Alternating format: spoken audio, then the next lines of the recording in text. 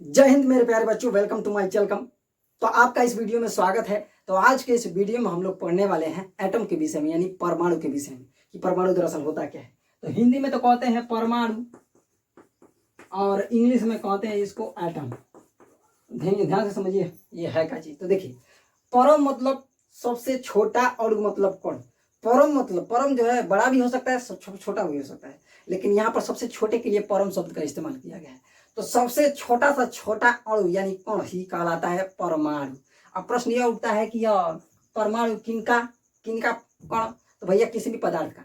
तो किन्हीं भी पदार्थ का सबसे छोटा सा छोटा कण ही कहलाएगा परमाणु।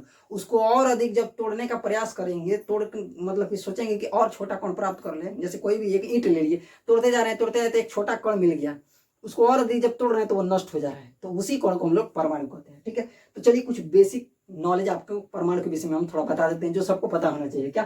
तो देखिए, परमाणु जो होता है वह स्फीयर के समान होता है, यानी गोलाकार होता है।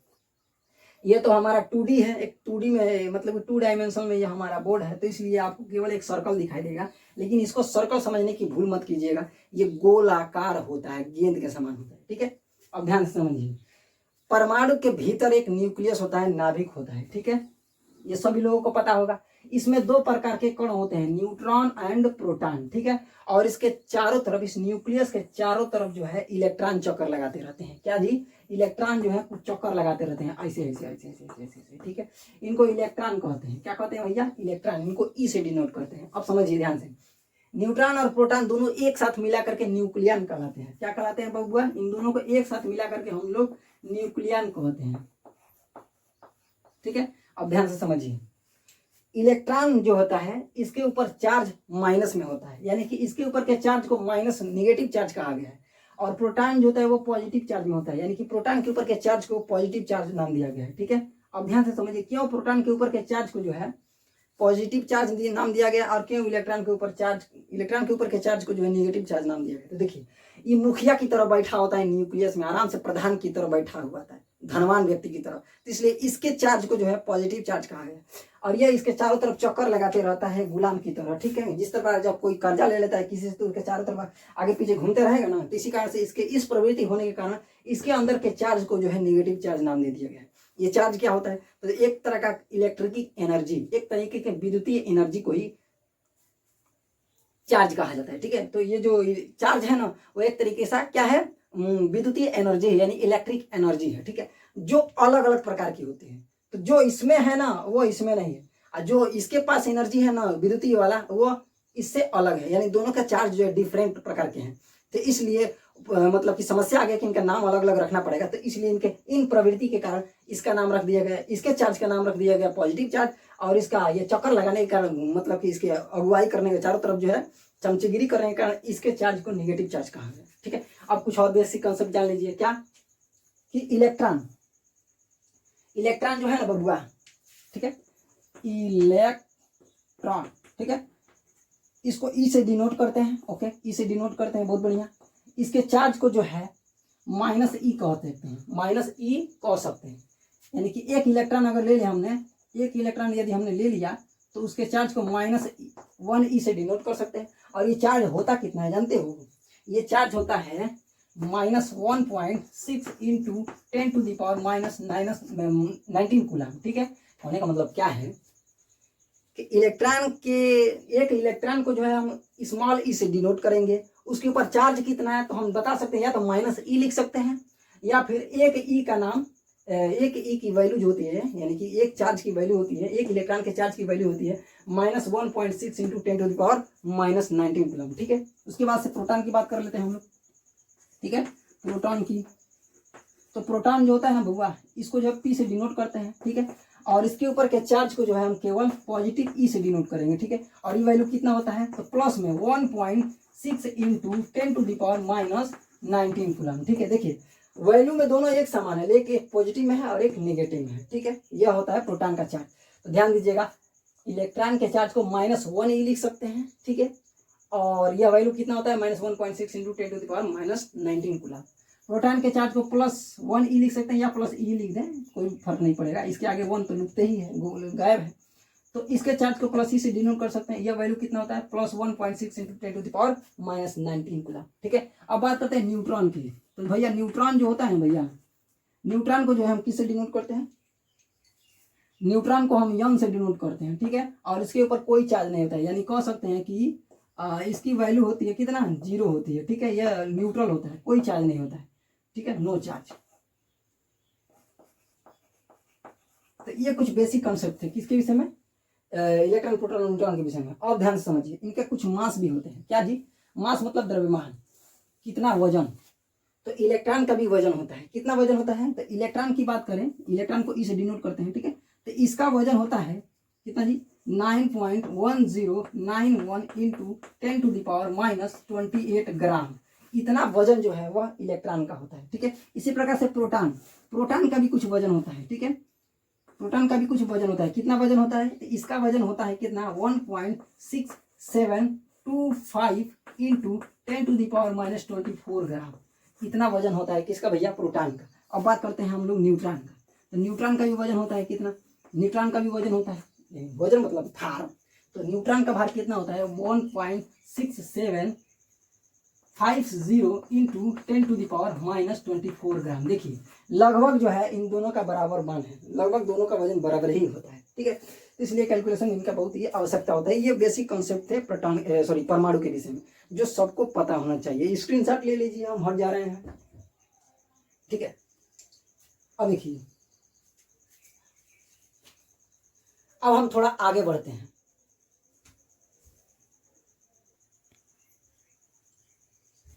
अब ध्यान से समझिए, परमाणु के विषय में जितने भी चीजें अभी हम लोगों ने देखा ना, वो ऐसे ही नहीं पता किया गया है।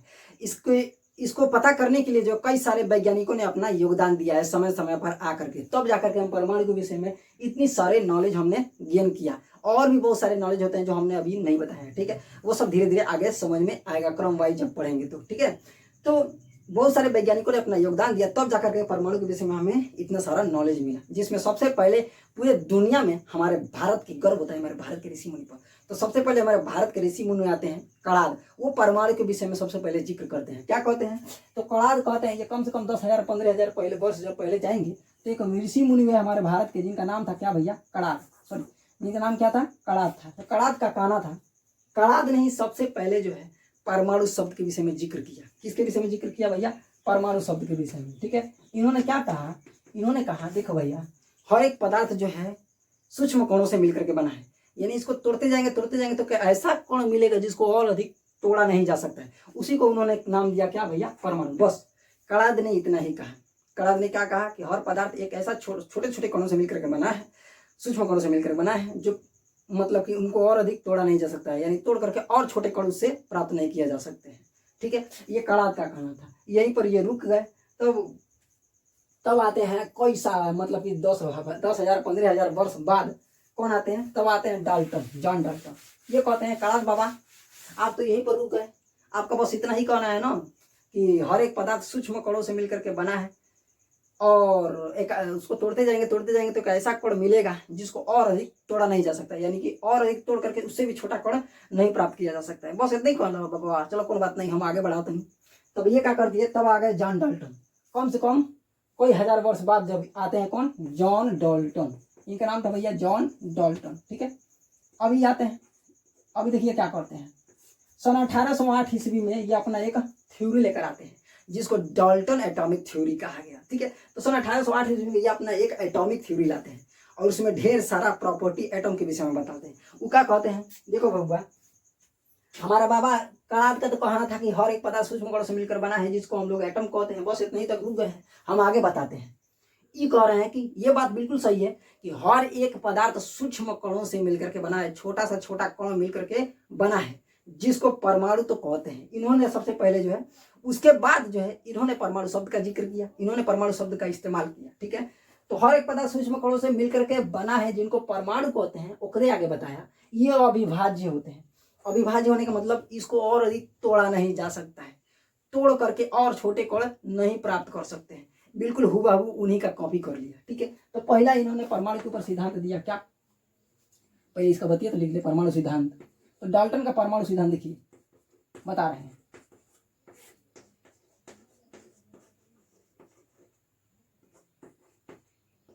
तो नंबर 1 पे क्या कहता है कि हर एक पदार्थ सूक्ष्म कणों से मिलकर के बना है। किससे मिलकर के बना है भैया? सूक्ष्म कणों से मिलकर के बना है, से बना है। ठीक है। दूसरी बात क्या कहता है, ध्यान से समझिए। यह कण जो होते हैं वो अविभाज्य होते हैं, यानी कि तोड़ा नहीं जा सकता है। अविभाज्य का मतलब जो है और डिवाइड नहीं किया जा सकता है। वो कण और इन छोटे कणों में नहीं तोड़े जा सकते, ये दूसरी बात कहा। फिर उसके बाद से क्या कहा?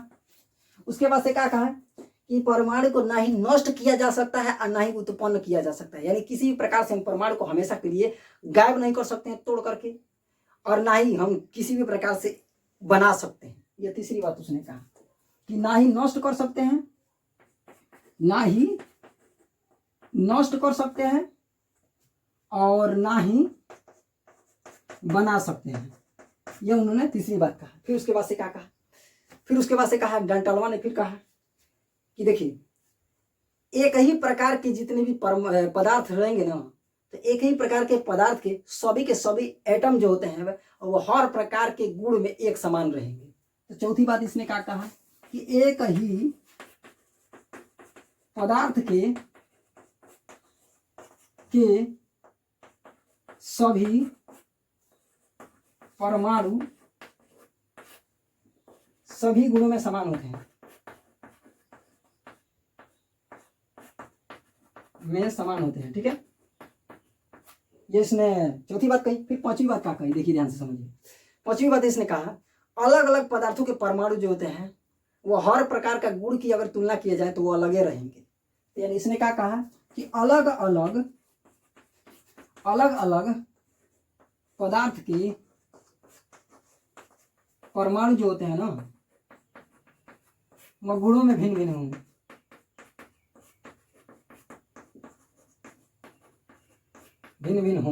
ठीक है, भिन्न भिन्न होंगे। यानी कि गुण का मतलब क्या? चाहे उसका आकार से तुलना कीजिए, चाहे उसके द्रव्यमान से तुलना कीजिए, चाहे आयतन से तुलना कीजिए। अरे भैया एक स्पेयर के रूप में रहता है ना परमाणु, तो आयतन से भी तुलना कर सकते हो या आकारों से भी तुलना कर सकते हो। ठीक है, या वजन तोल करके उन दोनों की तुलना कर सकते हो। यही हो जाता है गुण। तो उसने कहा कि अगर एक ही प्रकार के पदार्थ रहेंगे तो एक ही प्रकार के पदार्थों के सभी परमाणुओं का गुण एक समान रहेगा, चाहे वो कोई भी गुण का तुलना की जाए। फिर उसके बाद से कहा कि अलग अलग पदार्थों के परमाणुओं का गुण अलग अलग रहे। ठीक है, ये पांचवी बात कहा। फिर छठी बात उसने क्या कहा, ध्यान से समझिए। छठी बात उसने कहा कि रिएक्शन में यानी अभिक्रिया में ये एटम ही भाग लेते हैं। ठीक है, यानी कि जब किसी पदार्थ को किसी पदार्थ के साथ मिलाते हैं रिएक्शन करने के लिए, तो ये परमाणुएं ही जाकर के यहाँ पर रिएक्शन करती हैं, एक दूसरे के परमाणुओं के साथ जाएंगी। इसका परमाणु जाएगा इसके परमाणु के साथ जाकर चिपक जाएगा, फिर इलेक्ट्रॉन प्रोटॉन का आदान प्रदान करके रिएक्शन करके अणु बनाएंगे। कहने का मतलब क्या है कि ये एटम ही रिएक्शन में भाग लेते हैं। ये उसने छठी बात कहा। क्या कहा कि परमाणु ही जो है रिएक्शन में भाग लेते हैं। ठीक है, ये उसने अगली बात कही। ठीक है, उसके बाद से देखिए सातवीं बात उसने क्या कही। उसके बाद से इसने कहा कि जब हम ना किसी पदार्थ को किसी पदार्थ में मिलाते हैं रिएक्शन करने के लिए, तो सबसे पहले एटम अलग होते हैं। क्या होते हैं? एटम अलग होते हैं, फिर इसके भी एटम अलग होते हैं, जुड़ करके अणु पहले बनाते हैं। पहले क्या बनाते हैं? अणु यानी मॉलिक्यूल बनाते हैं।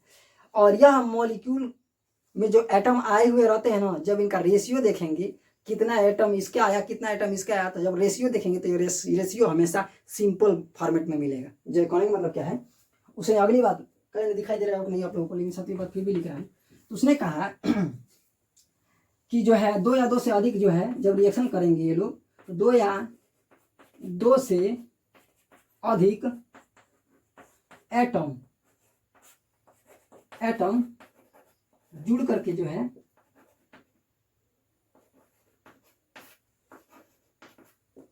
उसने कहा कि एक यौगिक परमाणु बनाएंगे, जिसको आज हम आधुनिक जीवन में अणु कहते हैं, मॉलिक्यूल कहते हैं। तो उसने यह नाम दिया यौगिक परमाणु। उसने नाम दिया यौगिक परमाणु। क्या नाम दिया भैया? यौगिक परमाणु। परमाणु के बाद जो अणु आता है ना उसको मॉलिक्यूल यानी कि यौगिक परमाणु उसने नाम दिया। यानी कि 2 या 2 से अधिक जब परमाणुएं मिलेंगी तो अब जो अणु बनेगा, अब जो कण बनेगा, उसको उसने नाम दिया था यौगिक परमाणु। यौगिक परमाणु। ठीक है, तो यौगिक परमाणु का निर्माण करेंगे। और यह यौगिक परमाणु में जो एटम आए हुए रहेंगे ना रिएक्शन करने के लिए, रिएक्शन करने के बाद जो एटम आए हुए रहेंगे ना, अणु बनाए हुए रहेंगे ना, उन एटम का रेशियो जब लेंगे कि कितना एटम इसके आए कितना एटम इसके आए, चलिए रेशियो निकाल लेते हैं। तो जब रेशियो निकालोगे तो सिंपल फॉर्मेट में मिलेगा। ठीक है, रेशियो क्या रहेगा भैया, सिंपल फॉर्मेट में रहेगा। सिंपल फॉर्मेट का मतलब क्या भाई, जैसे कि 2 संबंध 3 संबंध 1 संबंध 2, इस रूप में जो है उनका रेशियो मिलेगा, यानी सिंपल फॉर्मेट में रेशियो मिलेगा उनका। ठीक है, जो जुड़ के मॉलिक्यूल बनाए हुए हैं। यहीं तक जो है ये कह करके क्या हो जाता है, रुक जाता है। कौन, जॉन डाल्टन। अब जॉन डाल्टन अपने आप को बहादुर समझने लगता है, यार हमने तो बहुत बढ़िया सिद्धांत दे दिया, एटम के विषय में सब कुछ बतला दिया, अब तो हम बड़का वैज्ञानिक बन गए, बस यहीं तक रुक गया। लेकिन ये बकलोलों को नहीं पता था कि इसके बाद के जो वैज्ञानिक आने वाले हैं इसके सिद्धांतों में बहुत सारी कमियां निकालने वाले हैं। तो आइए समझते हैं कि कौन कौन से वैज्ञानिक आते हैं जो इसके सिद्धांतों में कुछ कमियां निकालते हैं, और कमियां निकालने के बाद तब जाकर के जो है मॉडर्न एटॉमिक थ्योरी देते हैं। यानी ई बकलोलोवा का जो सिद्धांत था उसमें ढेर सारी कमी निकल जाती है, तब जाकर के आधुनिक परमाणु का सिद्धांत बनाया जाता है, जिसमें शुद्ध रूप में सही सही सिद्धांत लिखे गए हैं, सही सही बातें लिखी गई हैं कि परमाणु के अंदर क्या क्या पाया जाता है। तो चलिए समझते हैं। तो अब देखिए, डाल्टन वहीं पर रुक जाता है, कहता है कि हमारा परमाणु सिद्धांत बिल्कुल बिल्कुल परफेक्ट है। तब आता है एक वैज्ञानिक जिसका नाम है थॉमसन। क्या नाम है, थॉमसन। ये क्या करता है, परमाणु को, देखिए ध्यान से अभी क्या करता है बकलोलोवा, थॉमसन, ये सन 1900 इसमें आता है, सन 1897 में आता है। ठीक है, तो सन 1897 में क्या करता है कि एटम को लेता है और कहता है, तू बकलोलोवा कह रहा था कि परमाणु को और अधिक छोटे कणों में नहीं तोड़ा जा सकता है। बिल्कुल तोड़ा जा सकता है, इसमें से भी छोटे कण मिल सकते हैं, यानी कि इसको भी तोड़ेंगे तो इससे भी छोटे कण प्राप्त हो सकते हैं। ये बात इसने कहा। कैसे किया, कैसे कहा, तो देखिए इसने एक एक्सपेरिमेंट किया। उस एक्सपेरिमेंट के थ्रू जो है एटम के अंदर से एक कण निकाल दिया और उस कण का नाम दिया इसने इलेक्ट्रॉन। क्या नाम दिया भैया, इलेक्ट्रॉन। तो इलेक्ट्रॉन की खोज किसने किया, इसने ही किया। किसके अंदर से, तो परमाणु के अंदर से। ठीक है, तो ये इलेक्ट्रॉन की खोज कर देता है, पता है देखो तुम्हारा सिद्धांत फेल हो गया। तो यहीं पर डाल्टन का पहला सिद्धांत फेल। उन्होंने कहा था कि परमाणु को अविभाज्य है, परमाणु को और अधिक छोटे कणों में नहीं तोड़ा जा सकता है। लेकिन थॉमसन कह दिया, कैसे कह दिया तूने बकलोलोवा, देखो एक इलेक्ट्रॉन मिल गया उसमें से एक कण, इससे भी छोटा कण प्राप्त हो सकता है परमाणु में से। ठीक है, तो परमाणु को इसका मतलब विभाजित किया जा सकता है। तब थॉमसन जो है अपने नाम वाहवाही करने लगा, हाँ हम तो साइंटिस्ट बन गए, वैज्ञानिक बन गए, देखो हमने डाल्टन के सिद्धांत की कमियां निकाल दिया। चल एक और वैज्ञानिक आ गया जिसका नाम था क्या, गोल्डस्टीन। उसके बाद से क्या आता है भैया, गोल्डस्टीन आता है। तो गोल्डस्टीन कहता है, अरे थॉमसन तेही खुद भी हमू बनी, हमू देख इसके अंदर से कुछ निकाल देते हैं। तो इसने क्या किया, थॉमसन ने कहा है, थॉमसन ने कहा कि एक इलेक्ट्रॉन इसके अंदर होता है, तो खोज के देखते हैं क्या और कुछ कण मिल सकता है। तो खोज करके चारों तरफ मिला, चारों तरफ खोज जाती तो वही प्रकार के कण मिल रहे थे, इलेक्ट्रॉन ही मिल रहे थे। तो बीच में खोजने लगा, तो बीच में खोजते एक कण मिल गया इसको, गोल्डस्टीन को एक कण मिल गया। तो जो कण मिला उसको पता नहीं था कि ये क्या, ये है क्या चीज। तब ये गया अपने चाचा के पास। तो गोल्डस्टीन अपने चाचा के पास जाता है जिनका नाम है रदरफोर्ड। क्या जी, रदरफोर्ड। ठीक है, तो अपने चाचा रदरफोर्ड के पास जाता है, तो कहता चाचा देखो भाई कण क्या है। तो देखता है ये तो कुछ अलग प्रकार का कण है जी, चलो इसका नाम रख देते हैं प्रोटॉन। तो इस कण का नाम उसने रख दिया क्या भैया, प्रोटॉन। क्या जी, प्रोटॉन। तो देखो खोजा तो गोल्डस्टीन ने, लेकिन नाम रख दिया किसने, रदरफोर्ड ने। ठीक है, तो हमेशा याद रख ले रहिएगा कि गोल्डस्टीन ने किसको खोजा है, प्रोटॉन को खोजा है। और सन 1919 में जाकर के रदरफोर्ड नाम रख देता है इसका। क्या, अभी चुपचाप वैसे ही खोज लिया था बेचारा, खोज करके ऐसे चुपचाप लेके घूम रहा था, क्या करे इसका नाम क्या रखे, पगलवा रहते तू ही रख देता तो तुम्हारा वाहवाही हो जाता, तू साइंटिस्ट बन जाता। लेकिन पगलवा लेके घूमते रह गया, लेके घूम के चाचा का दिखा रहा था। तो चलो 1919 में नाम रख देते हैं। 1919 में इसने नाम रख दिया क्या, रदरफोर्ड ने नाम रख दिया प्रोटॉन। अंडरस्टैंड। तो इस तरीके से प्रोटॉन की खोज हो गया। अब एक और वैज्ञानिक था चार्ली। तुम लोग नाम कमाओगे, हम चुपचाप बैठे रहेंगे, रुको तुम लोगों को भी हम पीछे करते हैं, हम भी साइंटिस्ट बनेंगे। तब आ जाता है एक चार्डविक। क्या आ जाता है भैया, एक चार्डविक नाम का वैज्ञानिक आ जाता है। ठीक है, तब आता है चार्डविक। ठीक, ये जो है सन 1932 ईस्वी में क्या करता है, रुको थॉमसन ने तो इलेक्ट्रॉन खोज दिया, गोल्डस्टीन ने तो प्रोटॉन खोज दिया, हम भी कुछ खोजेंगे। तो इन अमेरिका के अंदर जो है प्रोटॉन को छोड़ करके और भी खोजने लगा, और भी इसके अंदर से कुछ खोजने लगा। खोजते खोजते खोजते खोजते उसमें अंदर से ढूंढ करके एकदम देखते देखते खोजते खोजते एक कौन मिल गया उसको। अरे वाह, हम तो साइंटिस्ट बन गए, मजा आ जाएगा। वाह, देखो देखो हम भी एक कौन खोज लिए, चलो चलो चलो दिखाते हैं हम तुमको क्या है। तो इसने नाम दे दिया उसका न्यूट्रॉन। उसने क्या नाम दे दिया? न्यूट्रॉन। तो न्यूट्रॉन की खोज कर दिया किसने? चैडविक ने। तो बाबा अब तीनों वैज्ञानिक मिलकर, तीनों वैज्ञानिकों मिलकर रिगा रहे हैं जल निटलवा को। करेगा बाबा, तुमने कहा था कि परमाणु को जो और अधिक छोटे कणों में नहीं तोड़ा जा सकता है, लेकिन हमने तो 3 प्रकार के कण तोड़ दिए, 3 प्रकार के कण निकाल दिए इसके अंदर से, न्यूट्रॉन, प्रोटॉन और इलेक्ट्रॉन। यानी कि इससे भी छोटे कण प्राप्त किए जा सकते हैं। परमाणु को तोड़ेंगे तो इससे भी छोटे कण मिल सकते हैं, यानी परमाणु विभाज्य है। तो इसका सिद्धांत गड़बड़। इसका सिद्धांत क्या हो गया? गड़बड़। तो पहला सिद्धांत इसका जो है फ्लॉप हो गया। अंडरस्टैंड? अब चलिए दूसरा सिद्धांत जानते हैं। तो दूसरा सिद्धांत डाल्टन ने कहा था कि परमाणु को न ही नष्ट किया जा सकता है, न ही उत्पन्न किया जा सकता है। लेकिन जब आगे के वैज्ञानिक आए तो उन्होंने देखा परमाणु को तो नष्ट किया जा सकता है। परमाणु को नष्ट कर सकते हैं, और उसी नष्ट करने के बाद ही उससे एनर्जी निकलता है। तो उस एनर्जी का आज हम यूज कर रहे हैं। जैसे कि मान लीजिए ये इलेक्ट्रिसिटी जो है, पावर प्लांट देखे हो, जहां पर जो है यूरेनियम के परमाणु को, नाभिक को तोड़ा जाता है, एनर्जी निकाला जाता है, और इस एनर्जी का यूज जो है इलेक्ट्रिसिटी बनाने में किया जाता है। तो और ये जो परमाणु बम या ये हाइड्रोजन परमाणु बम जो देते हो, उसमें नाभिक को तोड़ करके, परमाणु को नष्ट करके क्या किया जाता है? एनर्जी बहुत सारा रिलीज करवाया जाता है, निकाला जाता है, जो विनाश के काम में आता है। यानी कि आधुनिक युग में यह भी खोज किया जा चुका है कि परमाणु को तो तोड़ा जा सकता है, यानी कि डलवा यहाँ पर भी फेल है। तो दूसरा सिद्धांत भी इसका हो गया फेल। परमाणु को तोड़ा जा सकता है, परमाणु को नष्ट किया जा सकता है, ठीक। और ऊर्जा को कलेक्ट करके एक एटम भी बनाया जा सकता है, यह भी खोजा गया है। तो इसलिए दूसरा सिद्धांत में दोनों बातें जो है, इसने कहा था कि परमाणु को ना ही नष्ट किया जा सकता है और ना ही उत्पन्न किया जा सकता है। ये दोनों हो गया फ्लॉप, गलत हो गया सॉरी, ठीक है। उसके बाद से इसने कहा था, उसके बाद से इसने कहा था कि एक ही प्रकार के पदार्थों के परमाणु जो होते हैं हर प्रकार के गुण में एक समान ही रहेंगे। क्या कहेंगे? एक समान ही रहेंगे। लेकिन आधुनिक युग में जो है, जब आइसोटोप्स को देखा गया, समस्थानिकों को देखा गया। समस्थानिक क्या होते हैं अभी समझाएंगे। तो समस्थानिक दरअसल वह एक मतलब कि एक ही प्रकार के पदार्थ होते हैं, लेकिन परमाणु क्रमांक भी एक ही होगा, लेकिन भार अलग अलग होता है, उसको समस्थानिक कहते हैं। वो सब समझाएंगे आगे। तो आधुनिक युग में जो है हाइड्रोजन को लिया गया, और भी परमाणु हैं, और भी मतलब कि पदार्थ हैं। तो हाइड्रोजन को देखा गया, तो हाइड्रोजन के परमाणु 3 प्रकार के देखने को मिले। क्या जी? एक मिला 1H1 वाला, और एक मिला 1H2 वाला, और एक मिला 1H3 वाला। तो ये तीनों जो है हाइड्रोजन के ही परमाणु हैं, लेकिन इन तीनों का भार अलग अलग है। इन तीनों का भार क्या है? अलग अलग है। डाल्टन ने कहा था कि एक ही प्रकार के पदार्थ के सभी परमाणुओं का गुण एक समान रहेगा। हर प्रकार के गुण की तुलना अगर करके देखेंगे तो, चाहे किसी भी प्रकार के गुणों की तुलना करें, तो यहाँ भार की तुलना करके देखा गया था, इन दोनों का तो भार अलग है, तीनों का तो भार अलग अलग है। भले ही परमाणु एक ही है, एक ही हाइड्रोजन के ही परमाणु है, लेकिन तीनों का तो भार अलग अलग है। तो डाल्टन का यहाँ पर बताइए, यहाँ का भी सिद्धांत हो गया फेल, फ्लॉप कर गया। फिर उसके बाद से उसने क्या कहा था कि अलग अलग पदार्थों के परमाणुओं का जो भार है, या फिर गुण की तुलना करेंगे तो अलग अलग ही रहेंगे। ये चौथी बात उसने कहा था कि नहीं कहा था? बिल्कुल कहा था, अभी हम पीछे बताए हैं। उसने कहा था कि अलग अलग पदार्थों के जो गुण होते हैं वो हर प्रकार से भिन्न होते हैं। लेकिन जब हाइड्रोजन के इस समस्थानिक को लिया गया, यानी 1H3 वाले के परमाणु को लिया गया, और हीलियम के परमाणु को लिया गया, ठीक है। किसके परमाणु को लिया गया भैया? हीलियम के परमाणु को लिया गया। तो हीलियम का भी भार होता है 3, ठीक है। इसकी परमाणु क्रमांक 2 होती है। तो हीलियम को लिया गया और हाइड्रोजन परमाणु को लिया गया। तो देखिए दोनों का भार सेम सेम है। ये क्या जी? डाल्टन ने तो कहा था कि अलग अलग पदार्थों के परमाणुओं का गुण किसी भी प्रकार की गुणों की जब तुलना करेंगे तो अलग अलग ही रहेंगे, लेकिन यहाँ पर तो अलग एक समान हो गया। दोनों का भार अलग अलग नहीं होकर के एक ही समान हो गया।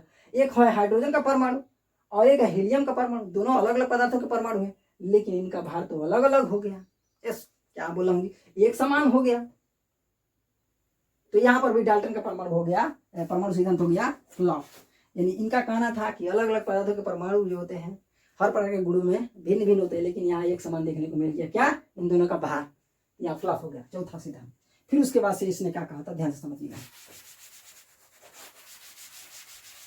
अगली बात इसने कहा था,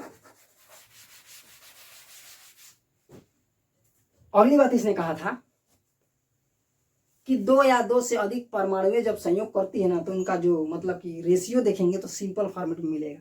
लेकिन जब आधुनिक युग में और अधिक खोज किया गया, यौगिकों को प्राप्त किया गया, पदार्थों के मतलब यौगिक मतलब सीधे समझिए पदार्थ, तो ढेर सारे जब पदार्थों की खोज हुई तो उसमें कार्बन के भी पदार्थ मिले।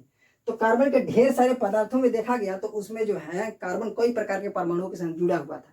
तो कई प्रकार के परमाणुओं के साथ जुड़ा हुआ था, जब उनका रेशियो निकाल रहे थे तो बड़ी जटिल रेशियो प्राप्त हो रहे थे, यानी कि कॉम्प्लेक्स रेशियो, सिंपल वाले नंबर नहीं मिल रहे थे, बड़का बड़का नंबर मिल रहे थे रेशियो के अंदर। यानी कि कुछ इस प्रकार से 176 333 अनुपात 1012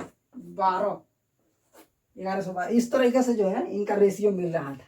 ये सिंपल है? बिल्कुल सिंपल नहीं है। ये सिंपल है जी? नहीं। तो इस तरीके से इनका यह भी फ्लॉप हो गया सिद्धांत। डाल्टन का इस प्रकार से जो है ढेर सारी डाल्टन के अंदर जो है कमियां प्राप्त की गई। तो इन कमियों को दूर करने के लिए फिर आगे के वैज्ञानिक आते हैं और मतलब कि अपना रिसर्च करते हैं, खोज करते हैं, तब जाकर के मॉडर्न एटॉमिक थ्योरी। तो मॉडर्न एटॉमिक थ्योरी में तब बताया जाता है कि नहीं बबुआ, परमाणु को नष्ट किया जा सकता है, 3 प्रकार के कणों में प्राप्त किया जा सकता है नष्ट करके, ठीक है, इलेक्ट्रॉन, प्रोटॉन और न्यूट्रॉन। उसके बाद से उसने कहा, मतलब कि चलिए हम लिखिए देते हैं, तो बनाया गया मॉडर्न एटॉमिक थ्योरी। डाल्टन का परमाणु के सिद्धांत में बहुत सारी कमियां निकाली गई, और भी कमियां थी इसके अंदर।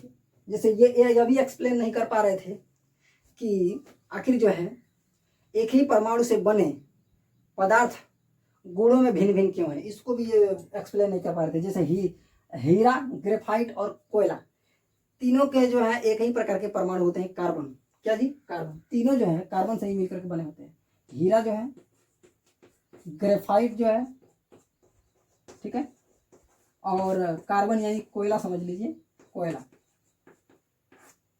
ठीक है, तीनों कार्बन के परमाणु से मिलकर के बने होते हैं।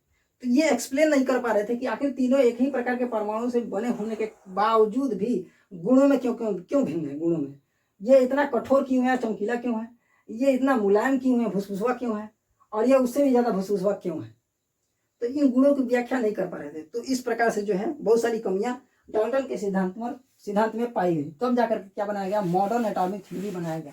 कैसे बनाया गया, तो बहुत सारे वैज्ञानिकों ने अपना योगदान दिया, परमाणु के विषय में बहुत सारे रिसर्च किए, तब जाकर के जो है डाल्टन की कमियों को दूर किया गया, बनाया गया मॉडर्न एटॉमिक थ्योरी। उसके अंतर्गत बताया गया क्या जी, परमाणु को तोड़ा जा सकता है, जिसमें 3 प्रकार के कण मिलेंगे। कौन कौन? इलेक्ट्रॉन, प्रोटॉन और न्यूट्रॉन, ठीक है। उसके बाद से आधुनिक युग में यह बताया गया कि परमाणु को नष्ट करके हम नए प्रकार के परमाणु भी बना सकते हैं, यानी नष्ट करके जो है हम नए परमाणु बना सकते हैं, ठीक है। ये मॉडर्न एटॉमिक थ्योरी में बताया गया। किसमें जी? मॉडर्न एटॉमिक थ्योरी में बताया गया। और क्या बताया गया? उसके बाद से बताया गया कि एक ही प्रकार के पदार्थों के परमाणुओं के गुण एक समान भी हो सकते हैं और भिन्न भिन्न भी हो सकते हैं, ठीक है। तीसरी बात यह कहा गया था कि एक ही प्रकार के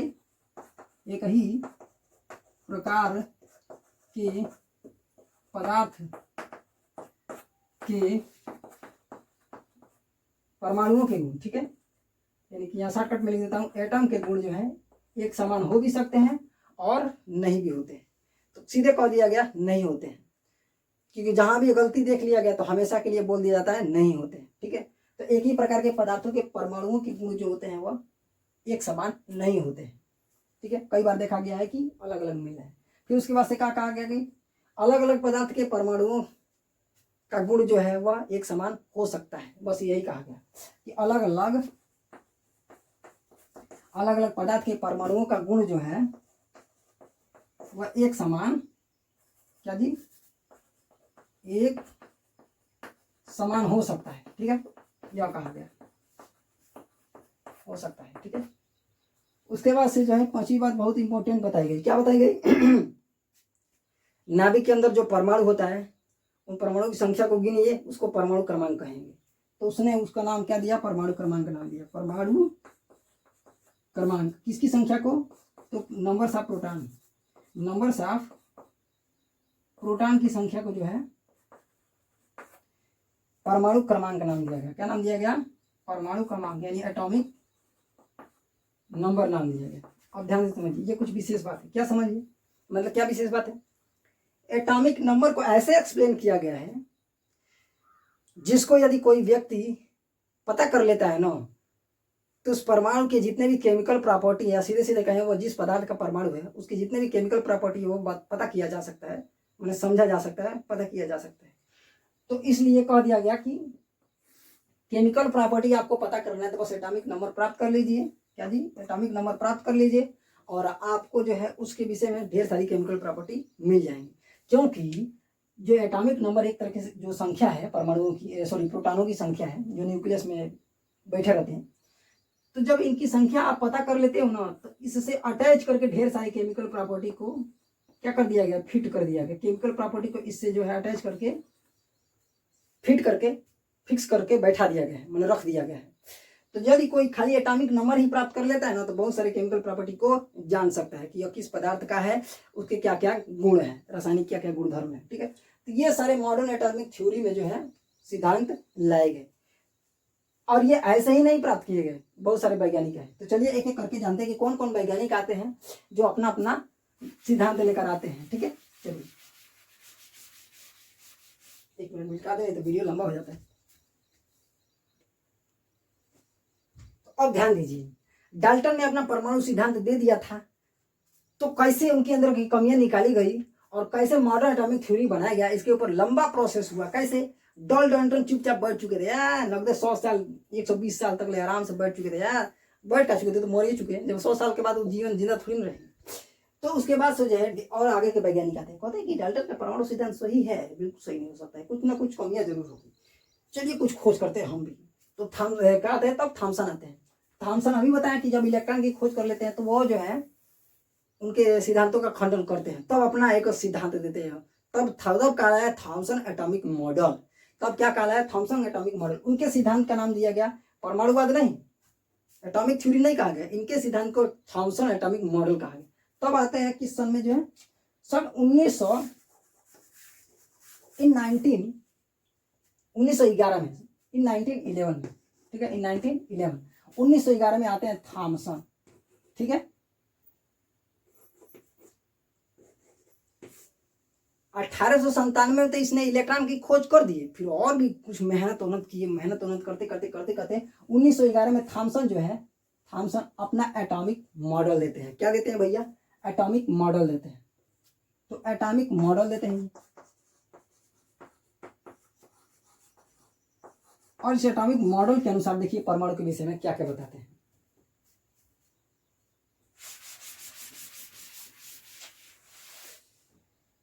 कहते हैं डाल्टन माँ, तुमने कहा था कि परमाणु गोलाकार होता है, ठीक है, तो हमने इलेक्ट्रॉन की खोज कर लिया है। तो इलेक्ट्रॉन की खोज कर लिया तो इलेक्ट्रॉन पर नेगेटिव चार्ज उन्होंने पाया, इलेक्ट्रॉन के ऊपर नेगेटिव चार्ज पाया, एक्सपेरिमेंट करके उन्होंने पता किया यार सब। तो जब इलेक्ट्रॉन नेगेटिव चार्ज होता है आखिर परमाणु न्यूट्रल क्यों होता है? तो इससे उन्होंने अंदाजा लगाया कि हाँ प्लस चार्ज भी इसके अंदर होता है। तो उसने कहा कि इलेक्ट्रॉन जो है वो परमाणु के अंदर भीतर जो है कुछ गुच्छित रूप में ऐसे ऐसे ऐसे से गुच्छित रहते हैं। गुच्छित रहने का मतलब ऐसे डोपिंग रहते हैं, अंदर इलेक्ट्रॉन डोपिंग रहते हैं और उतने ही समान मात्रा में जो है प्लस चार्ज भी क्या होता है हर जगह वितरित रहता है एक समान रूप से, वो भी गुच्छित रहता है। तो जिस प्रकार इलेक्ट्रॉन चारों तरफ फैला हुआ है गुच्छित है उसमें, उसी प्रकार इसमें जो है प्लस चार्ज भी, सॉरी प्रोटॉन कह दिया का, सॉरी, तो इसमें प्लस चार्ज भी बिल्कुल उतने ही बराबर मात्रा में ये भी क्या रहता है गुच्छित रहता है। और मास जो है ना वो भी चारों तरफ फैला हुआ रहता है। मास मतलब द्रव्यमान, माल, माल जानते हो ना, तो पूरा माल जो है ना वो भी एक समान रूप से इस परमाणु के अंदर फैला रहता है बराबर मात्रा में। ये तीन बातें उसने कहा कि इलेक्ट्रॉन जो है वो भी गुच्छित रहेगा परमाणु के अंदर हर जगह, मतलब कि जिस प्रकार तरबूजा देखे हो ना, इसमें तरबूजा का मॉडल दे दिया, तरबूजे की तरह जो है एक परमाणु होता है। तो तरबूजे में जिस प्रकार बीज जो होते हैं उसके वो हर जगह उसमें गुच्छित रहते हैं, डोपिंग रहते हैं, उसी प्रकार से जो है इलेक्ट्रॉन भी परमाणु के अंदर गुच्छित रहेंगे, हर जगह फैले रहेंगे और प्लस चार्ज भी हर जगह फैला रहेगा। और पूरा जिस प्रकार खाते हो जो माल कहते हैं, वो माल जो हमें खाते हैं, उसी प्रकार से इसका भी द्रव्यमान जो मास है, माल वो भी चारों तरफ एक समान रूप से फैला हुआ रहेगा। तो ये सारी बातें उसने बता करके अपना एटॉमिक मॉडल दे दिया। तो ये सोच रहा है कि हाँ हम तो बहादुर बन गए, हमारा जो सिद्धांत है अब कहलाएगा मॉडल एटॉमिक थ्योरी। ये सोच रहा है कि अब हमारा atomic theory model atomic theory के अंतर्गत जरूर आ जाएगा। लेकिन बहुत सारे फिर अगले वाला वैज्ञानिक आ जाते हैं, पकड़ लो तुम्हारा सिद्धांत गलत है। तब उसके बाद से जो है अगला वैज्ञानिक आ जाते हैं जो इसके सिद्धांतों का खंडन करते हैं कि ये कह रहा है बकलोलवा कि इलेक्ट्रॉन जो होते हैं वो हर जगह फैले हुए रहते हैं, ठीक है, और प्लस चार्ज भी बराबर मात्रा में हर जगह फैला हुआ रहता है। तो इसके सिद्धांतों का खंडन करने के लिए आ जाते हैं कौन? रदरफोर्ड। तो यह जो इसने अपना सिद्धांत दिया इसको कहा गया थॉमसन एटॉमिक मॉडल। इसमें तरबूजे के भांति जो है एक परमाणु को बताया गया। चलिए अब आगे समझते हैं कि इसके सिद्धांत का खंडन करने के लिए कौन आते हैं।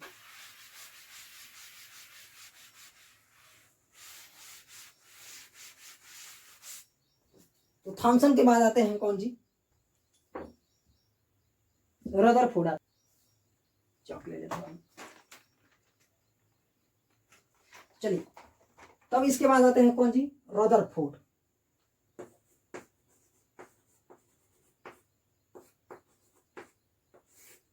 बबुआ, अब रदरफोर्ड कहते हैं बबुआ तुम कह रहे हो कि एक तरबूजे के समान होता है एटॉम। चलो हम बताते हैं कैसा होता है। तो ये क्या कीजिए, ये एक पतला चादर लिए सोने का। कितने पतला चादर? तो 10⁻⁻⁴ मीटर का पतला चादर लिए। इतनी कोटि का मतलब इतना समझिए, इतना पतला एक चादर लिए सोने का, ठीक है। तो सोने का एक पतला चादर लेते हैं, एक सीट लेते हैं। अब क्या करते हैं ध्यान से समझिए, ये क्या करते हैं, इस चादर को ऐसे, इस चादर एक मिनट सॉरी, इस चादर को लेते हैं, सोने के चादर को लेते हैं और क्या करते हैं ध्यान दीजिए, इसके ऊपर जो है अल्फा कण बौछार करते हैं। अल्फा कणों का क्या करते हैं? बौछार करते हैं। और इसके चारों तरफ जो है एक डिटेक्टर लगा देते हैं। डिटेक्टर एक समान समझिए, एक पतला सीट होता है, चादर होता है वो भी, लेकिन इसमें डिटेक्टर लगे हुए होते हैं जो कितना अल्फा कण जो इसे छेदने के बाद कहाँ कहाँ पर आ रहे हैं उनको काउंट करने का काम करते हैं और किस प्रकार से आ रहे हैं, ये सारा बातें जो है डिटेक्ट करने का काम करते हैं। कौन? ये पतला चादर, मतलब कि जो इसके पीछे लगाया उन्होंने एक डिटेक्टर, ठीक है। तो उसने क्या किया, अल्फा कणों का बौछार किया पतली इस चादर पर, सोने की इस पतली चादर पर। अल्फा कण क्या होता है तो ध्यान दीजिए, दो प्रोटॉन की प्लस चार्ज को मिला देंगे तो जो प्लस चार्ज बनेगा ना अब उनको हम लोग अल्फा कण कहेंगे। यानी कि दो प्रोटॉन के कणों की चार्ज के बराबर होता है अल्फा कणों का चार्ज। ये भी कण ही होते हैं, ठीक है। ये हीलियम के कण हो सकते, किसी भी के मतलब कण हो सकते हैं, ऐसा बात नहीं है, ये किसी के भी कण हो सकते हैं। तो दो प्रोटॉन के प्लस चार्ज के बराबर होता है एक अल्फा कण का चार्ज। तो अल्फा कणों को क्या किया, इसके ऊपर बौछार कराया। तो जब बौछार कराया तो देखिए क्या हुआ, जब बौछार कराया तो उन्होंने बारीकी से जब माइक्रोस्कोप से देखा तो उनको क्या पता चला, ध्यान से समझिएगा। जब अल्फा कण जा रहे थे तो छेद के निकल जा रहे थे, जा रहे थे तो छेद के निकल जा रहे थे, जा रहे थे तो छेद के निकल जा रहे थे, जा रहे थे तो छेद के निकल जा रहे थे। लेकिन कुछ उन्होंने बहुत ही बारीकी से कम 20,000 अल्फा कणों को बीच में जाते हुए उन्होंने देखा। 20,000 अल्फा कणों को जाते हुए बीच में जाते हुए उन्होंने देखा। तो क्या पाया कि जो बीच में जा रहे हैं ना वह थोड़ा अपने मार्ग से भटक जा रहे हैं, विचलित हो जा रहे हैं। एकदम बीच में कोच करके देखा, बीच में जो जा रहा है तो वो एकदम टकरा करके वापस उसी मार्ग पर लौट आ रहा है। ये कहा रे, थॉमसनवा कह रहा था कि प्लस चार्ज चारों तरफ फैला हुआ रहता है, इलेक्ट्रॉन चारों तरफ फैला हुआ रहता है। तो मानते हैं इलेक्ट्रॉन रहेगा तो वो विरोध नहीं करेगा प्लस चार्ज का, क्योंकि अल्फा कण भी प्लस चार्ज में होते हैं, पॉजिटिव चार्ज में होते हैं, तो इनका विरोध नहीं करेगा, इनको जाने देगा, खींचेगा और भी आएगा, खींच के हटाक से छोड़ देगा, ये तो निकल जाएंगे। लेकिन अगर प्लस चार्ज यहाँ जगह जगह रहते तो इस अल्फा कण का विरोध करते, क्योंकि ये भी प्लस चार्ज में है। तो प्लस चार्ज को रिपल्स करता है, प्रतिकर्षित करता है, ढकेलने का काम करता है। तो जब ढकेलता है यहाँ तो यहाँ से भी तो विचलित होना चाहिए, इधर उधर जाना चाहिए, यहाँ से भी तो विचलित होना चाहिए, इधर उधर जाना चाहिए, इन्होंने फैल जाना चाहिए। लेकिन ये तो छेद के सीधे निकल जा रहे हैं। अब विचलित कहाँ से हो रहे हैं? तो बीचों में से हो रहे हैं। यानी बीचों में इसका मतलब कोई ठोस पदार्थ है, बीचों में इसका मतलब कोई प्लस चार्ज वाला ठोस है, वहां पर प्लस चार्ज बैठा हुआ है। थॉमसनवा का बात गलत है। थॉमसनवा ने कहा था कि चारों तरफ प्लस चार्ज फैला होता है ना, चारों तरफ फैला हुआ ना रहता है, बीचों में फैला हुआ रहता है। बीचवा में जो है फैला नहीं, बीचवा में बैठा हुआ रहता है प्लस चार्ज, जो गोटियाए हुए रहता है, इकट्ठा हुआ रहता है, ठोस अवस्था में रहता है। तो इसको उन्होंने नाम दिया क्या भैया? न्यूक्लियस। इसको उन्होंने नाम क्या दिया भैया? न्यूक्लियस नाम दिया। तो इस तरीके से जो है नाभिक की खोज कर दी कौन? रदरफोर्ड। हिंदी में इसको नाभिक कहते हैं, हिंदी में इसने नाम दिया क्या? नाभिक। और इंग्लिश में इसने कहा न्यूक्लियस। यानी कि थॉमसन का सिद्धांत गलत है। थॉमसन ने कहा था कि प्लस चार्ज चारों तरफ फैला हुआ रहेगा, लेकिन बात गलत है। उसने पाया कि छेद करके बाहर निकल जा रहे हैं अल्फा कण, इसका मतलब जो है परमाणु का अधिकांश भाग खोखला है, बीच में कुछ ठोस चीज है जिसको उन्होंने नाम दिया न्यूक्लियस, जो पॉजिटिव चार्ज में रहता है। तभी के इसी के कारण जो है अल्फा कण जब इसके पास जाते हैं तो रिपल्स कर देता है, ढकेल देता है, इधर उधर क्या कर देता है, उसके मार्ग को विचलित कर देता है। ठीक है, तो इस तरीके से जो है डाल्टन ने जब यह बात बतलाया था, थॉमसन का एटॉमिक मॉडल फ्लॉप हो गया, गलत हो गया, तब इसने अपना सिद्धांत दिया। किसने? रदरफोर्ड ने। तो रदरफोर्ड ने अपना परमाणु मॉडल दिया। क्या दिया? परमाणु मॉडल। तो चलिए समझते हैं इसने क्या बताया। इसने बताया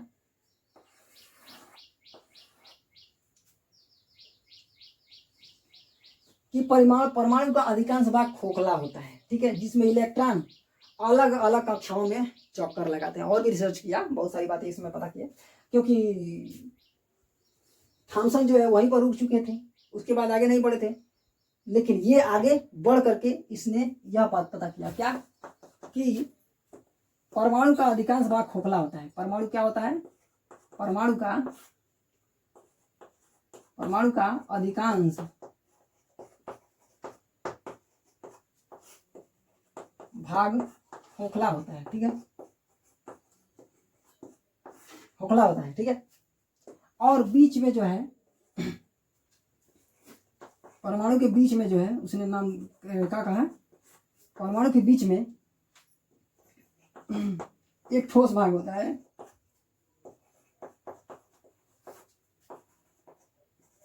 एक ठोस भाग होता है जिसको उन्होंने नाम दिया क्या? न्यूक्लियस, यानी नाभिक नाम दिया।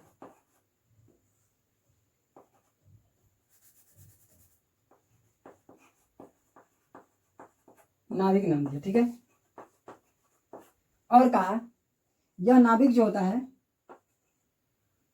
यह नाभिक पॉजिटिव चार्ज में होता है। किस में होता है भैया? पॉजिटिव चार्ज में होता है। ओके, तो ये सारी बातें अपने एटॉमिक मॉडल में बताते हैं कौन? रदरफोर्ड। किस सन में जो है? 1914 में। 1914 में। तो ये जो अपना एक्सपेरिमेंट करते हैं, जिसको जो है क्या कहा गया? जिसको जो है रदरफोर्ड का एक्सपेरिमेंट कहा गया, यानी कि रदरफोर्ड का सोने का चादर वाला एक्सपेरिमेंट कहा गया। हाँ, यही कहा गया, सोने के चादर वाला एक्सपेरिमेंट कहा गया। ठीक है, तब इन्होंने जो है अपना सिद्धांत दिया कि परमाणु का अधिकांश भाग खोखला होता है, क्योंकि खोखला नहीं होता तो छेद के बाहर नहीं निकल पाते किरणें। फिर उसके बाद से कहा कि बीच में एक ठोस भाग होता है, जहां से टकरा करके इधर उधर जो है अल्फा कण हो जा रहे हैं। इसका मतलब उस कुछ ठोस भाग है, उसको उन्होंने नाम दिया क्या? न्यूक्लियस, यानी नाभिक, जो पॉजिटिव चार्ज में होता है। अंडरस्टैंड? और कहा कि इस न्यूक्लियस के चारों तरफ इलेक्ट्रॉन होते हैं जो अलग अलग कक्षाओं में चक्कर लगाते हैं। तो यही बात, मेन बात इसने कहा। तो मुख्य बात इसने क्या कहा? कि नाभिक के चारों ओर इलेक्ट्रॉन, कौन जी? इलेक्ट्रॉन अलग अलग कक्षाओं में चक्कर लगाते हैं।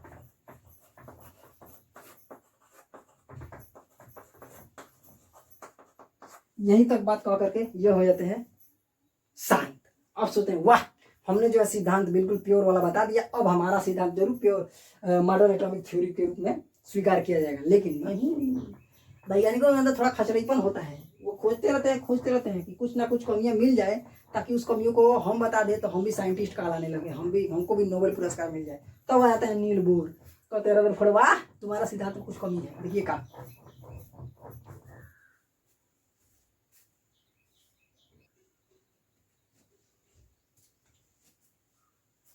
तो देखिए, अब जो है रदरफोर्ड के अंदर की कुछ कमियां थी। एक कमी थी क्या? जो पकड़ी गई, तो इसको दूर करने के लिए आगे कौन, नील बोर, सन 1913 ईस्वी में। अब कौन आते हैं, नील बोर। तो नील बोर को नीले कलम से ही लिखना चाहिए।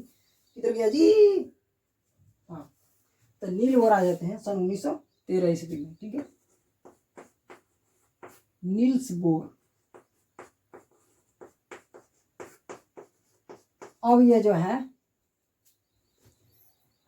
एक बात को पकड़ करके उसमें कमी निकालते हैं। कैसे, नील बोरवा कर रहे हैं कि रदरफोर्ड, हमने जो है एक सिद्धांत पढ़ा है मैक्सवेल का, क्या, कि जब भी कोई चार्ज पार्टिकल यानी कि आवेशित कण जो चार्ज के रूप में है, जिसके अंदर कुछ चार्ज है, वह जब गति करेगा तो अपने अंदर से एनर्जी लॉस करेगा, ऊर्जा खत्म करेगा, निकालते हुए फेंकते हुए जाएगा, इस तरह से खत्म करेगा।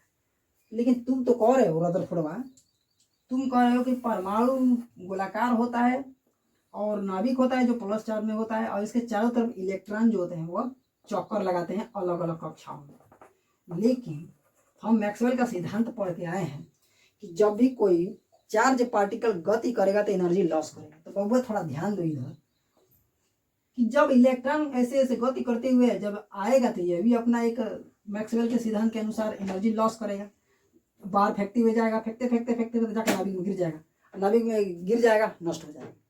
तो जब इलेक्ट्रॉन नष्ट हो गया, क्योंकि एनर्जी निकलते निकलते खत्म हो जाएगा इसके अंदर से एनर्जी, और जाकर के फाइनली जाकर के धीरे धीरे इसके जो कक्षा का जो मतलब कि त्रिज्या है वो कम होने लगेगा, और धीरे धीरे जाकर के नाभिक में गिर करके नष्ट हो जाएगा। तो इस तरीके से सभी इलेक्ट्रॉन नष्ट हो जाएंगे नाभिक में गिर करके, और जब सभी इलेक्ट्रॉन नाभिक में गिर करके नष्ट हो जाएंगे तो परमाणु का अस्तित्व ही समाप्त हो जाएगा। कैसे, तो रहे नहीं, क्योंकि प्लस चार्ज को न्यूट्रल कौन कर रहे थे, इलेक्ट्रॉन। ये पॉजिटिव चार्ज में था और ये निगेटिव चार्ज में था। तो पॉजिटिव चार्ज, क्या जी, पॉजिटिव चार्ज और निगेटिव चार्ज ये दोनों जब मिलते हैं ना तो उदासीन हो जाता है परमाणु, ठीक है। तो जब इलेक्ट्रॉन ही पॉजिटिव चार्ज को न्यूट्रल कर रहे थे तो अब इसको न्यूट्रल करने के लिए कोई रह ही नहीं गया, यानी गर्मी, अब ये गर्मी है और इसको ठंडा करने के लिए ठंडा चीज था सामने, तो ये ठंडा हो जा रहा था। लेकिन अब इसको ठंडा करने वाला कोई रह ही नहीं है, तो अभी छपटियाने लगेगा, छपटिया करके अपना एनर्जी फेंकेगा। तो एनर्जी फेंकते रहेगा लेकिन कोई पकड़ने वाला है ही नहीं, तो धीरे धीरे निकलते जाएगा एनर्जी परमाणु से बाहर निकलते निकलते निकलते निकलते ऊर्जा फेंकते फेंकते फेंकते फेंकते इसका भी नाभिक हो जाएगा कमजोर, और जब इसका भी नाभिक न्यूक्लियस कमजोर हो जाएगा तो न्यूक्लियस ब्लास्ट कर जाएगा। न्यूक्लियस जैसे ही ब्लास्ट करेगा परमाणु समाप्त। तो इस तरीके से तो परमाणु का अस्तित्व ही खतरे में आ जा रहा है जी। तो परमाणु कैसे बरकरार है इस ब्रह्मांड में, कैसे हर एक चीज अभी भी दिखाई दे रहा है, इसको भी हमेशा के लिए गायब हो जाना चाहिए तुम्हारे सिद्धांत के अनुसार।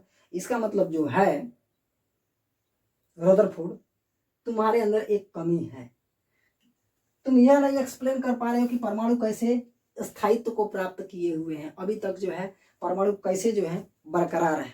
चलो हम बताते हैं। तभी क्या किए, कई सालों तक रिसर्च किए। क्या किए जी, कई सालों तक रिसर्च किए। तब इन्होंने अपना एक एटॉमिक मॉडल दिया, उसके अनुसार इन्होंने क्या कहा, ध्यान से समझिए। तो उसके बाद नील्स बोर जो है अपना एटॉमिक मॉडल देते हैं। तो कहते हैं बबुआ ध्यान से समझो, हम तुमको समझा रहे हैं कि परमाणु कैसे बरकरार रहता है, नष्ट क्यों नहीं होता है। तब ये कह रहे हैं कि देखो बबुआ, न्यूक्लियस के भीतर पॉजिटिव चार्ज रहता है, मानते हैं, क्या रहता है, पॉजिटिव चार्ज रहता है, मानते हैं, ठीक है। और इलेक्ट्रॉन, न्यूट्रॉन और प्रोटॉन खोज किए जा चुके थे, नील्स बोर के समय में खोज किए जा चुके थे। लेकिन ये रदरफोर्ड का सम्मान करते हुए, देखिए क्या कहते हैं, उसका सम्मान करते हुए इनकी बातों को ही पकड़ करके इनके ही सिद्धांतों के सहयोग लेते हुए अपना सिद्धांत देते हैं। तो कहते हैं देखो भैया, हम तुम्हारी बात को मानते हैं कि न्यूक्लियस के भीतर पॉजिटिव चार्ज रहता है, ठीक है। इसके चारों तरफ इलेक्ट्रॉन जो है अलग अलग कक्षाओं में चक्कर लगाते हैं, क्या जी, अलग अलग कक्षाओं में चक्कर लगाते हैं, यह भी मानते हैं। लेकिन इस कक्षाओं में चक्कर लगाते हुए इलेक्ट्रॉनों की एनर्जी क्यों नहीं लॉस होती है, तो इसका कारण यह है कि यह जो कक्षाएं होती है ना, यह जो सेल होते हैं ना, वो अलग अलग एनर्जी लेवल के होते हैं, क्या जी, अलग अलग एनर्जी लेवल की होती है। इनके अंदर जो है अलग अलग एनर्जी फिक्स रहता है, इसके अंदर पैक रहता है। ये एक तरीके से कमरे हैं, और जितना एनर्जी इसके अंदर रहता है ना, उतना ही एनर्जी इसमें घूम रहे इलेक्ट्रॉनों के अंदर भी होता है। किसके अंदर भी होता है भैया, इलेक्ट्रॉनों के अंदर भी होता है। तो इस तरीके से जितना एनर्जी इलेक्ट्रॉन के अंदर, उतना ही एनर्जी उन कक्षाओं के अंदर। तो इस प्रकार से उसमें रहते हुए ना एनर्जी और ग्रहण करेगा और ना ही उगलेगा गति करते समय। जैसे मान लीजिए मैं एक व्यक्ति हूँ, और मैं एक कमरे में जा रहा हूँ, तो सबसे पहले मेरे अंदर का टेम्परेचर मान लीजिए 70 डिग्री सेल्सियस है और मैं 70 डिग्री सेल्सियस के कमरे में ही चला गया, तो उस स्थिति में ना ही मैं ग्रहण करूंगा और ना ही उगलूंगा। तो मैं एनर्जी ग्रहण करूंगा नहीं, ना उगलूंगा, क्योंकि हम दोनों का एनर्जी लेवल क्या है, बराबर है। तो इस सिचुएशन में ना ही एनर्जी लॉस होगा और ना ही ग्रहण होगा।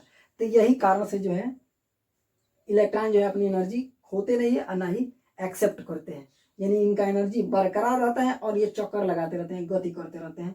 तो जब ये इनका एनर्जी बरकरार रहेगा तो इलेक्ट्रॉन नष्ट नहीं होंगे, और जब इलेक्ट्रॉन नष्ट नहीं होगा तो न्यूक्लियस भी बरकरार रहेगा। जब न्यूक्लियस बरकरार रहेगा तो पूरा पूरा परमाणु भी क्या रहेगा, बरकरार रहेगा, यानी कि स्थायित्व रहेगा। ठीक है, तो इस तरीके से जो है इनका यह सिद्धांत जब आता है, तो रदरफोर्ड का परमाणु का जो मॉडल का जो कमी था वह नील्स बोर अपने इस मॉडल से जो है दूर कर देते हैं।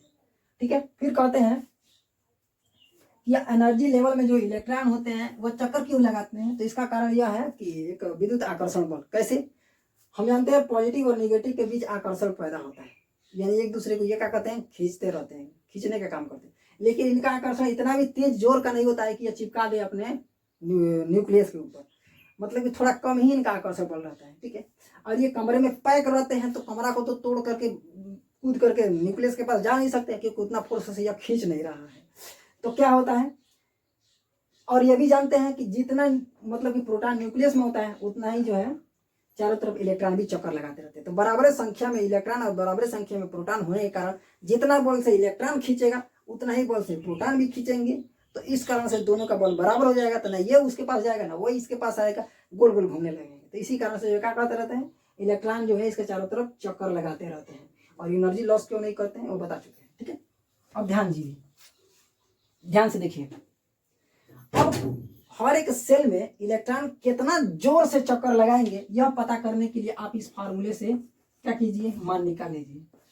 तो उन्होंने यह फार्मूला दे दिया क्या, कि किसी सेल में कोई भी इलेक्ट्रॉन कितना जोर से मतलब चक्कर लगाएगा, तो इसको पता करने के लिए आप इस फार्मूले से पता कर सकते हैं कैलकुलेशन के आधार पर। जहाँ n जो है वह सेल की संख्या है, सेल मतलब कि कक्षाओं की संख्या है, n जो है वह कक्षाओं की संख्या है जो कुछ भी हो सकता है, और h जो है उसको प्लांक नियतांक कहा है। इसका मान उन्होंने बतलाया 3.63 इंटू 10⁻34 जूल सेकेंड। क्या जी, जूल इंटू सेकेंड। तो कितना जोर से कोई इलेक्ट्रॉन जो है चक्कर लगाएगा यह पता करने के लिए आप जो है इससे इस फार्मूले से पता कर सकते हैं। ठीक है, इसी को कहते हैं कोणीय संवेग। इसको क्या कहते हैं भैया, कोणीय संवेग, यानी angular momentum. Angular momentum Hindi में कहते हैं कोणीय संवेग। कितना झुकाव कोण पर कितना जोर से ऊर्जा के साथ घूम रहा है, यह पता करने के लिए आप इस फार्मूले का इस्तेमाल कर सकते हैं। बस कक्षा का संख्या पता कर लीजिए, प्लांक नियतांक का मालूम वैल्यू पता ही है।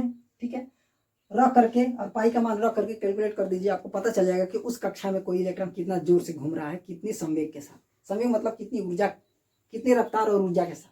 संवेग मतलब क्या होता है, कितनी रफ्तार और ऊर्जा के साथ। ठीक है, तो आपको पता चल जाएगा कि किस सेल में जो है कोई इलेक्ट्रॉन कितना जोर से घूम रहा है। ठीक है, चलिए, तो ये बात उन्होंने बतला दिया। फिर उसके बाद से जो है अलग अलग जो ये सेल थे उनका इन्होंने नाम दिया। उन्होंने कहा कि पहले सेल को तुम कहना के सेल, पहले सेल को उन्होंने नाम दिया क्या, के सेल, इसको के सेल कहा। दूसरे सेल को उन्होंने कहा यम सेल, तीसरे सेल का उन्होंने नाम दिया क्या जी, यम सेल, और चौथे सेल को नाम दिया यम सेल। उसके बाद से पांचवें छठवें सातवें को भी नाम दिया उन्होंने, या OPQRSTWXYZ ये नाम रख सकते हो। जितना बड़ा परमाणु रहेगा उसमें उतने सारे कक्षाएं रहेंगी। तो उन्होंने जो है इस प्रकार से उनका नामकरण किया। फिर उसके बाद से उन्होंने बताया नील्स बोर ने कि किसी भी सेल में अधिकतम से अधिकतम कितने इलेक्ट्रॉन रह सकते हैं, तो उसका उन्होंने फार्मूला दिया। क्या दिया फार्मूला, 2n² के बराबर, यानी कि किसी भी सेल में कितने इलेक्ट्रॉन रह सकते हैं, तो 2n² इलेक्ट्रॉन रह सकते हैं। अगर पता करना चाहते हो मान लीजिए पहले कक्षा में, तो पहले कक्षा में कितने इलेक्ट्रॉन रहेंगे, तो आपको पता करने के लिए क्या कीजिए, n की जगह पर 1 रख दीजिए। ठीक है, n की जगह पर क्या रख दीजिए, 1 रख दीजिए। तो जब कैलकुलेट करोगे तो 2 मिलेंगे, यानी पहली कक्षा में 2 इलेक्ट्रॉन रहेंगे। ठीक है, उसके बाद से अगर आप दूसरी कक्षा में पता करना चाहते हो तो n की जगह पर 2 रख दीजिए, आपको पता चल जाएगा कि वहां पर कितने इलेक्ट्रॉन रहेंगे। जैसे मान लीजिए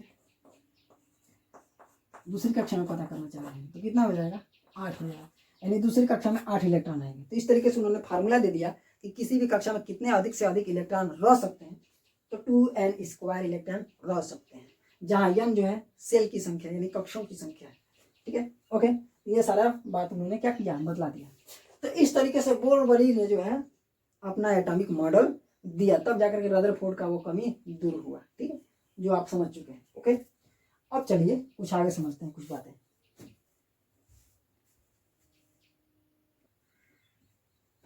देखिए, अब नील बोर आगे बताते हैं, हम क्या क्या जान चुके हैं कि एक परमाणु होता है जिसका न्यूक्लियस होता है, उसमें प्रोटॉन न्यूट्रॉन होते हैं, जितना प्रोटॉन न्यूक्लियस में रहेगा उतना इलेक्ट्रॉन चारों तरफ चक्कर लगाते हैं, लेकिन अलग अलग एनर्जी लेवल वाले सेल में, उन सेलों में जो है अपना अलग अलग एनर्जी होता है। निचले वाले सेल में सबसे कम एनर्जी रहेगा और ऊपर की तरफ बढ़ते चले जाएंगे तो उनमें एनर्जी बढ़ता चला जाता है। ठीक है, उनमें एनर्जी पैक रहता है, सेल के अंदर एनर्जी पैक रहता है, एनर्जी का पूरा एक लेवल होता है, अंडरस्टैंड। तो पूरा जो ऊर्जा से बना हुआ होता है, यह सेल ऊर्जाओं से बना हुआ होता है। ठीक है, एनर्जी से बना हुआ होता है। तो पहले वाले सेल में एनर्जी कम रहता है, उसके बाद जो जो आगे की तरफ बढ़ते चले जाएंगे तो उन सेलों में एनर्जी ज्यादा होता चला जाएगा। तो इसका मतलब क्या समझे कि जिस सेल में एनर्जी कम है उसमें इलेक्ट्रॉन जो है धीमे रफ्तार से गति करेंगे, और जो बाहरी जितना आगे की तरफ बढ़ते चले जाएंगे तो उनमें एनर्जी लेवल ज्यादा रहेगा। तो एनर्जी जब उसमें ज्यादा होने के कारण उसमें इलेक्ट्रॉनों की गति थोड़ा तेज होगी, क्योंकि जिसके अंदर कम एनर्जी रहेगा वो कम छपटी जाता है, और जिसके अंदर ज्यादा एनर्जी रहता है खूब ज्यादा छपटी जाता है। तो इसी कारण से जो है जिसमें कम है उसमें धीरे गति से इलेक्ट्रॉन चक्कर लगाते हैं, और जिसमें एनर्जी ज्यादा है वो तेज गति से चक्कर लगाते हैं। कौन? इलेक्ट्रॉन। ठीक है, अब ध्यान से समझिए, उन्होंने बताया कि ऐसा हमेशा के लिए बात सही नहीं है कि इलेक्ट्रॉन हमेशा उसी में रहेंगे, उसी सेल में जिसमें वो बैठे हैं उसी सेल में रहेंगे, ऐसा बात हमेशा फिक्स नहीं है। कभी कभी जो है ये इलेक्ट्रॉन कूद करके सबसे बाहरी कक्षा में भी जा सकते हैं और बाहरी कक्षा से कूद करके निचले कक्षा में भी आ सकते हैं। ऐसा क्यों होता है? तो इसका कारण यह है कि जब हम एक्स्ट्रा एनर्जी देते हैं या इसमें से एनर्जी सोखने का प्रयास करते हैं, खींचने का प्रयास करते हैं, तो उस स्थिति में क्या होता है, इलेक्ट्रॉन के अंदर से एनर्जी या तो निकल जाता है या ग्रहण कर लेते हैं। मान लीजिए चाप की एनर्जी दे रहे हैं हम बाहर से, गर्मी दे रहे हैं या फिर विद्युत इलेक्ट्रिसिटी बाहर है, तो जब माने कि ऊर्जा दे रहे हैं किसी भी प्रकार, चाहे विद्युतीय ऊर्जा दे रहे हैं या चाहे उसमें ऊर्जा दे रहे हैं। ठीक है, तो जब टेम्परेचर देते हैं तो क्या होता है, उस स्थिति में इलेक्ट्रॉन जो है एनर्जी ग्रहण कर लेता है। तो जब एनर्जी ग्रहण करता है तो थोड़ा इसके अंदर ऊर्जा बढ़ जाता है। जब ऊर्जा बढ़ जाएगा तो जो जिस मुताबिक रहता है उसी प्रकार का एनवायरनमेंट में रहना प्रयास, मतलब कि रहने का वो प्रयास करता है। जैसे मेरे अंदर जितनी ज़्यादा एनर्जी रहेगी तो मैं वैसा ही एनवायरनमेंट में रहना पसंद करूँगा। तो इलेक्ट्रॉन की एनर्जी बढ़ जाने के कारण अब ये जो कम एनर्जी वाले लेवल में रहना पसंद नहीं करेगा, क्योंकि इसको तेज रफ्तार से गति करना है और कम एनर्जी वाला लेवल है। तो जब ये कम एनर्जी वाले लेवल में रहेगा तो इसके अंदर से एनर्जी लॉस होने लगेगा।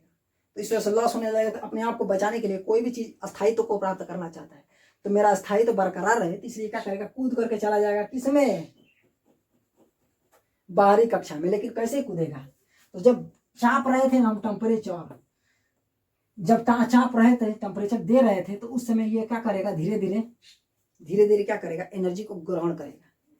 तो जितना एनर्जी इसको मिलेगा उसी अनुसार जितने एनर्जी इसके अंदर अब पैक हो गया, जैसे मान लीजिए एनर्जी ग्रहण किया, हम टेम्परेचर दे रहे थे, एनर्जी ग्रहण करते करते करते करते जितना एनर्जी मिला तो उस अनुसार देखेगा कौन सेल है, उस अनुसार देखेंगे कौन सेल है। तो जितना एनर्जी इलेक्ट्रॉन के अंदर मिला है तो इतने एनर्जी के बराबर देखेंगे कौन ऐसा सेल है जिसमें जो इतना ही के बराबर ऊर्जा है, तो उसी ऊर्जा में जाकर के कूद करके चला जाएगा। ठीक, अब इस ऊर्जा का मान आप पता कर सकते हैं कैसे, ऐसे इस फार्मूले से। मान लीजिए जो है E1 से जा रहा है किसमें, E2 में। E मतलब कि एनर्जी लेवल का एक कक्षा, E1 मतलब हुआ पहला एनर्जी लेवल का कक्षा, E2 मतलब दूसरा एनर्जी का लेवल का कक्षा, या मान लीजिए चौथा। मान लीजिए कूद करके जा रहा है सीधे डायरेक्ट 1 से चौथे में कोई इलेक्ट्रॉन, तो कितना एनर्जी वो ग्रहण करेगा यह पता करने के लिए आप क्या कर सकते हैं, हमेशा याद रख सकते हैं, E4 में से यदि कूद करके E1 में से E4 में चला गया है तो कितना एनर्जी ग्रहण किया यह पता करने के लिए आप क्या कर सकते हैं, E4 वाले एनर्जी में से आप E1 की एनर्जी को घटा देंगे तो मिलेगा hν, इतना फोटान के रूप, फोटान मतलब एक समझिए ऊर्जा, तो इतना एनर्जी वो क्या करेगा, ग्रहण करेगा। E1 से E4 में जाने के लिए इतना ही एनर्जी ग्रहण करेगा, जिसको h म्यू के रूप में पता किया जाता है। किस रूप में? h म्यू रूप में क्या किया जाता है? पता किया जाता है।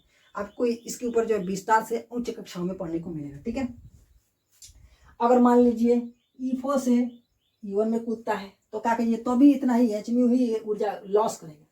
जितना ग्रहण कर रहा है वहां पर जाने के लिए ना, वापस वहां से 1 में आने के लिए भी उतना ही एनर्जी खोएगा, तब जाकर के वो पहली कक्षा में आएगा। ठीक है, तो भी क्या कर सकते हैं, इसी फार्मूले से जो है कितना एनर्जी लॉस करेगा हम पता कर सकते हैं। ठीक है, तो gaining and losing, gaining and losing हमेशा कैसे पता कर सकते हैं हम लोग? तो जो सेल है, मान लीजिए एक ईबी सेल है और एक ये सेल है, इन दोनों का डिफरेंस निकाल लेंगे तो एच म्यू के रूप में जो है हमें इनका वैल्यू पता चलेगा कि कोई इलेक्ट्रॉन कितना ग्रहण कर रहा है या फिर कितना छोड़ रहा है। ठीक है, तो ये सारी बातें बताने का काम किया किसने? नील्स बोर ने। ठीक है, ओके। उसके बाद से जो है और भी अपना सिद्धांत देते हैं, बताते हैं इलेक्ट्रॉनिक कॉन्फ़िगरेशन क्या होता है। जब आगे बढ़ेंगे बस इतना ही तक समझ लें। तो नील्स बोर ने जो है अपना इस प्रकार से अपना परमाणु मॉडल दिया, एटॉमिक मॉडल दिया, जिसमें विस्तार से समझने को हमें एटम के विषय में मिला। ठीक है, तो चलिए अब कुछ आगे के बात हम लोग जान लेते हैं।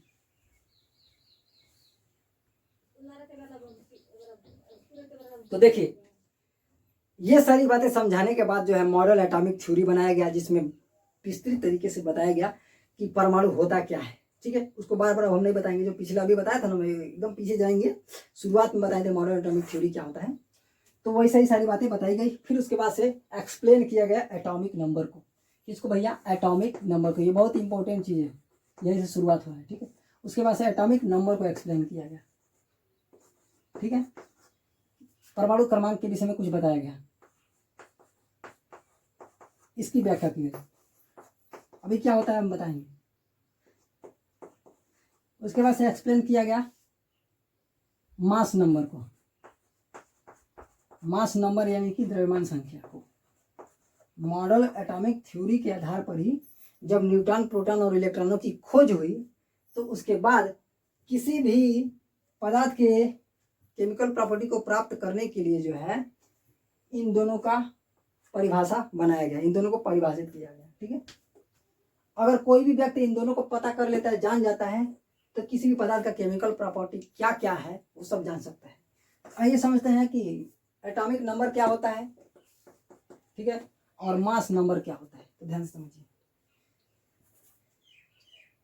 किसी परमाणु में जो नाभिक है ना, तो उसमें उपस्थित प्रोटॉनों की संख्या, जितना प्रोटॉन रहेगा ना, उन सभी प्रोटॉनों की संख्या को हम लोग क्या बोलते हैं? एटॉमिक नंबर बोलते हैं। क्या बोलते हैं जी? एटॉमिक नंबर बोलते हैं। Number of proton in nucleus is called atomic number, यानी उसको परमाणु क्रमांक बोलते हैं। हिंदी में क्या बोलते हैं भैया? परमाणु क्रमांक बोलते हैं।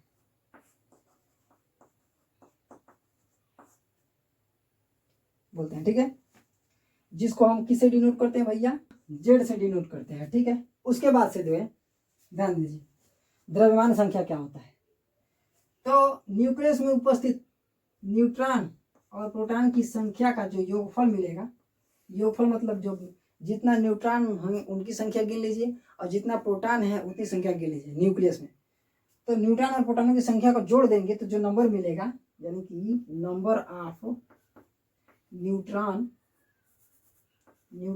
And proton is called mass number, द्रव्यमान संख्या, जिसको जो है ए से डिनोट किया जाता है। किससे डिनोट किया जाता है बबुआ? ए से डिनोट किया जाता है। तो क्या हो गया यार? एटॉमिक नंबर यानी परमाणु क्रमांक क्या है? Number of proton, number of जी प्रोटॉन। और द्रव्यमान संख्या क्या है? द्रव्यमान संख्या क्या है? तो number of neutron plus proton. तो इन दोनों की संख्या क्या कहलाती है? न्यूट्रॉन और प्रोटॉन की संख्या को जोड़ देंगे तो कुल संख्या क्या कहलाएगी? द्रव्यमान संख्या यानी मास नंबर कहलाएगी। और न्यूक्लियस में उपस्थित सभी प्रोटॉनों की संख्या हम गिन देंगे तो क्या कहलाएगी? एटॉमिक नंबर, परमाणु क्रमांक कहलाएगी। ठीक है, अब ध्यान से समझिए। हम आपको पिछले मतलब कि टॉपिक में समझा चुके हैं कि परमाणु क्रमांक से ही ढेर सारा केमिकल प्रॉपर्टी को क्या कर दिया गया, अटैच कर दिया गया। द्रव्यमान संख्या से भी ढेर सारा प्रॉपर्टी को क्या कर दिया गया, अटैच कर दिया गया।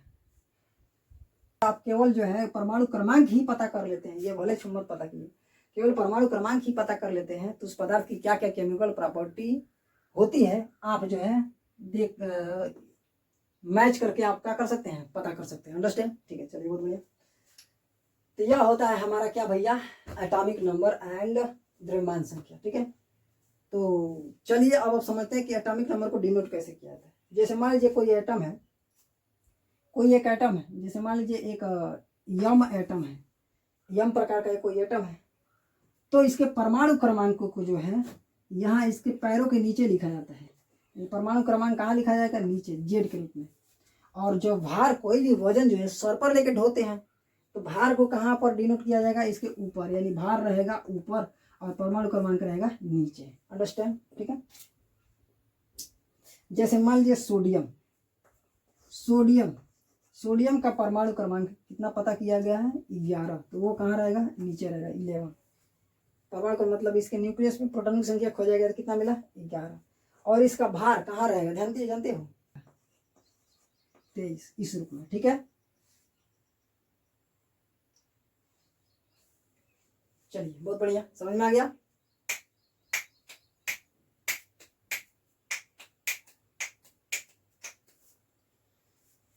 तो उम्मीद है आपको जो है सारा चीजें, परमाणु क्रमांक क्या होता है और परमाणु भर क्या होता है, समझ में आ गया होगा। ठीक है, तो चलिए अब मिलते हैं हम लोग नेक्स्ट वीडियो में, तब तक के लिए जय हिंद, जय भारत।